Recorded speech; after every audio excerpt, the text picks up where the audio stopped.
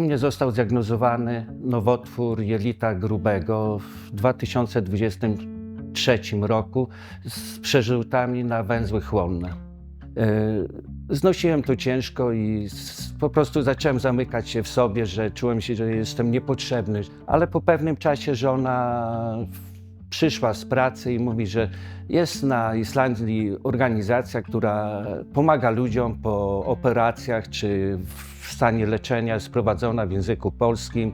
Jest tam masa ludzi i żebyśmy spróbowali. Ale ja byłem na tyle zrezygnowany, że nie chciałem w to wierzyć z początku, opory, ale żona postawiła na swoim, umówiła mnie na wizytę i no, z wielką niechęcią, ale poszliśmy.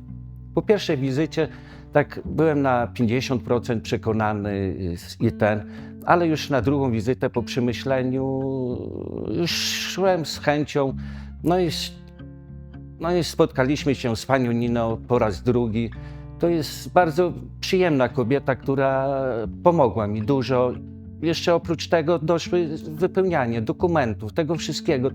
To po prostu jest masa, z którymi nie mogłem sobie poradzić. I na drugim spotkaniu z Niną, już po dłuższej rozmowie, już poczułem, że jest lepiej, że mam z kim porozmawiać, że jest wsparcie jakieś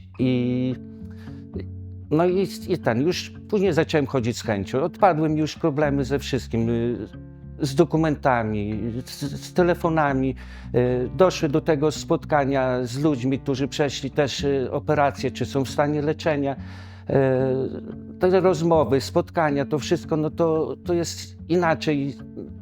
Jak człowiek rozmawia jeden z drugim, który to przeżył. I tak wróciła do mnie chęć życia No i teraz staram się pomóc innym ludziom, bo mamy spotkania, którzy tam raz czy dwa razy w tygodniu, znaczy w miesiącu, z tymi ludźmi, którzy przeszli to.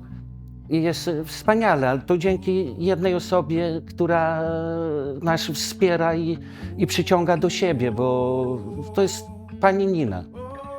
Także to my rozmawiamy w swoim języku, mamy dużą pomoc we wszystkim. Tam nie grać, my jesteśmy umówieni, jeżeli któryś z nas ma jakiś problem, zgłaszamy się, czy telefonicznie, czy umawiamy wizytę.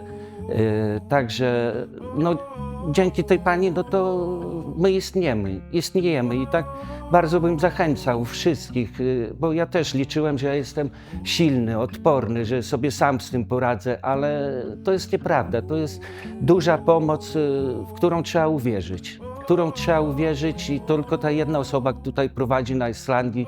Także polecałbym wszystkim, to pomimo oporów i stresu i tego wszystkiego, żeby się zgłosić. To jest duża pomoc i polecam to. Enginn einn. Takk fyrir að vera til staðar. Krabbameinsfélagið.